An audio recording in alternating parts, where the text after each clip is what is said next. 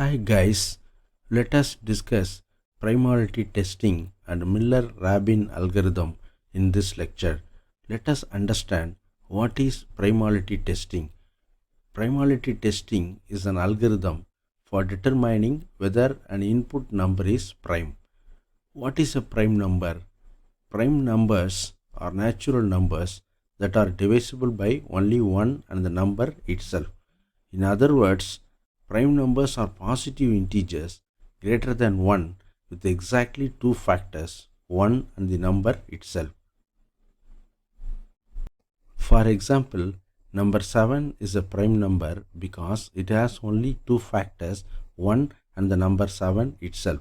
But number 9 is not a prime number because it has number 3 as a factor other than the 1 and the number 9 itself. So 9 is not a prime number.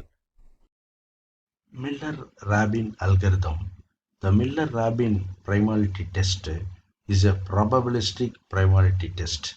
That is, an algorithm which determines whether a given number is likely to be a prime. That is, the result of this algorithm will say that probably the number is a prime.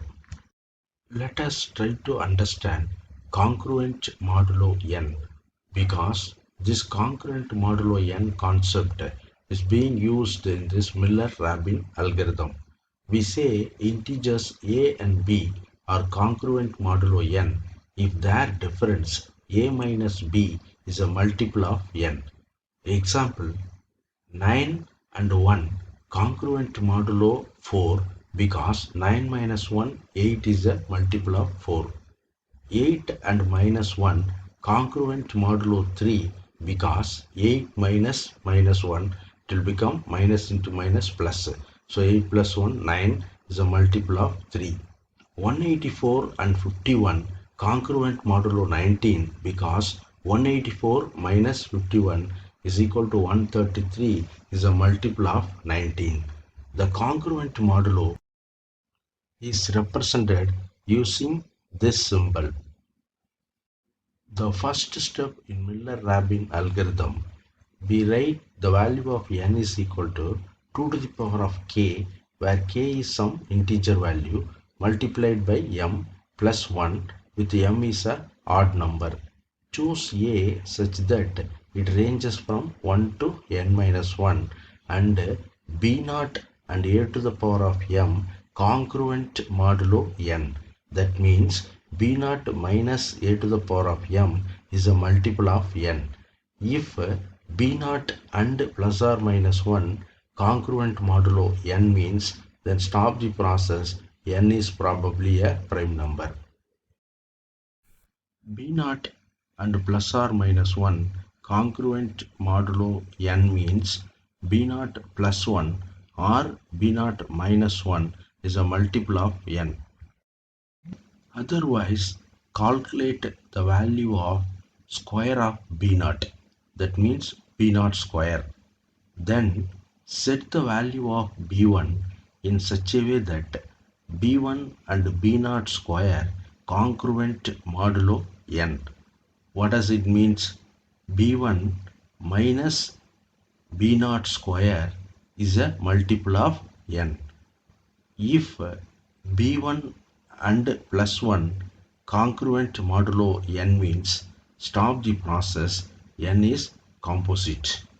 If B1 and minus 1 congruent modulo n means, then stop the process, n is probably prime. Otherwise, calculate the value of B1 square. Then set the value of B2 in such a way that B2 and B1 square congruent modulo n. That means B2 minus B1 square is a multiple of n. If B2 and plus 1 congruent modulo n means, stop the process, n is composite. If B2 and minus 1 congruent modulo n means, stop the process, n is probably prime.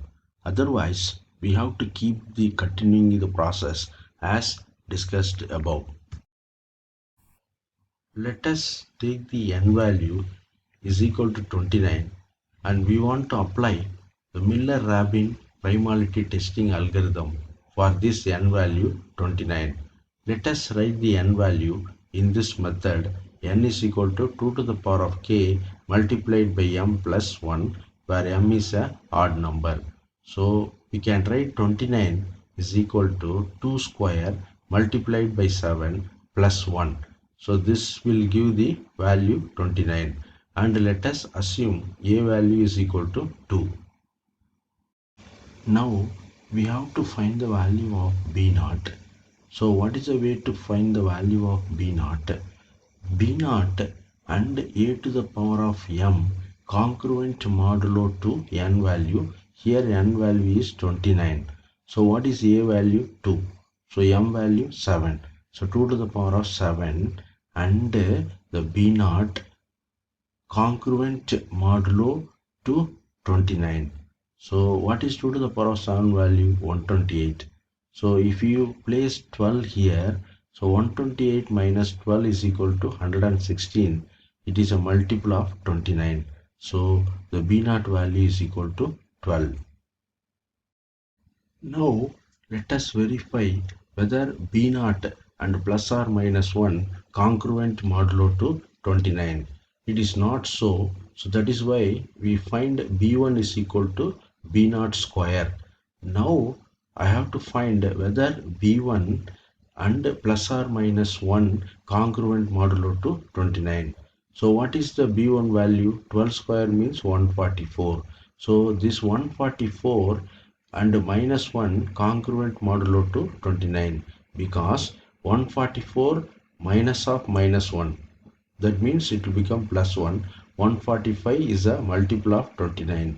So as this b1 and minus 1 congruent modulo to 29, we can conclude that 29 is a prime number.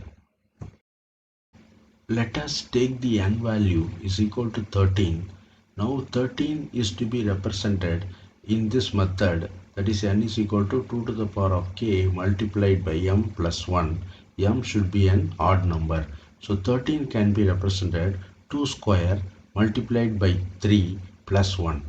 And for this problem, I assume a is equal to 4.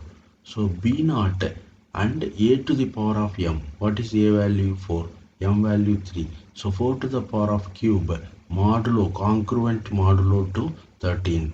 So when you say 4 to the power of 3 and b naught congruent modulo to 13 means we can place minus 1 here, because what is the value of 4 cube? 64. So 64 minus of minus 1, it will become plus 1 here, that is 65. 65 is a multiple of 13.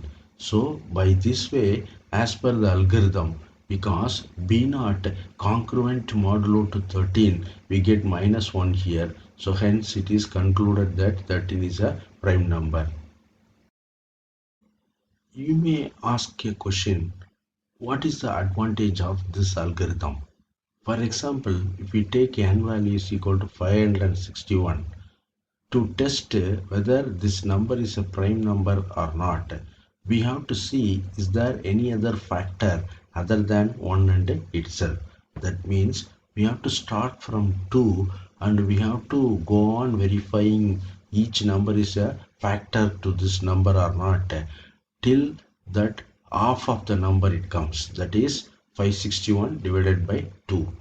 So to save the time, by using this algorithm, we can decide whether this number is probably a prime or not by 4 or 5 steps as shown in this slide.